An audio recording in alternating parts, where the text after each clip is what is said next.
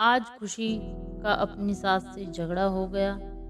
2 दिन पहले वो अपने पति से किसी बात पर लड़ रही थी। ससुराल हो या मायका, हर रिश्तेदार से, यहाँ तक कि उसके आस पड़ोस के लोगों के साथ भी खुशी की कभी न कभी कहासुनी हो गई थी। हालत ये हो चली थी कि लोग खुशी के साथ अब बात करने से भी कतराते थे। उसे देखते ही अपना रास्ता मोड़ लिया करते थे। खुशी अपने आप को अकेला महसूस करने लगी थी। वह चाहती थी कि इस परिस्थिति को किसी तरह सुधारा जाए। उसे यह तो पता था कि लोगों का उससे दूर होने का कारण उसके झगड़े थे, लेकिन वह यह नहीं समझ पा रही थी कि यह झगड़े तो कैसे जाते हैं। उसने इस सवाल का जवाब ढूंढने के लिए अपने कुछ बुजुर्गों से पूछा, कई किताबें पढ़ डाली, इंटरनेट पर कई ब्लॉग्स चेक किए, लेकिन उसे कहीं पर भी संतुष्ट कारक जवाब नहीं मिला। एक दिन खुशी के दरवाजे पर एक फकीर भीख मांगने आया। खुशी उसे देने के लिए आटा लेकर आई।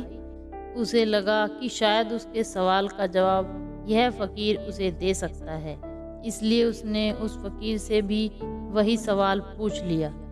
खुशी ने फकीर से पूछा, फकीर बाबा, क्या आप जानते हैं कि झगड़े होने का सबसे बड़ा कारण क्या है?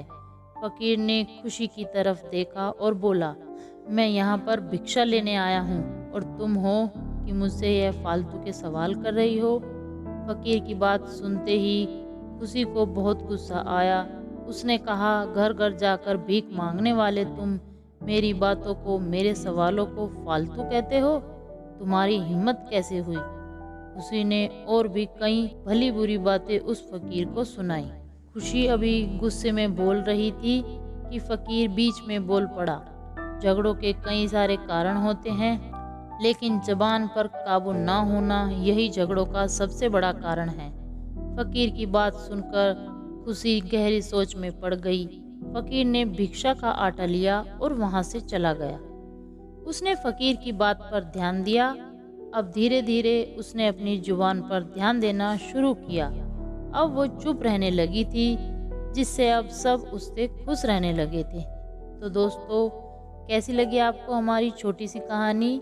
आप अपने अनुभव हमारे साथ साझा करें। भविष्य में आप किस विषय पर वीडियो चाहते हैं, हमें कमेंट में बताएं और लाइक करें, शेयर करें, और अगर चैनल पर नए हो तो सब्सक्राइब करें।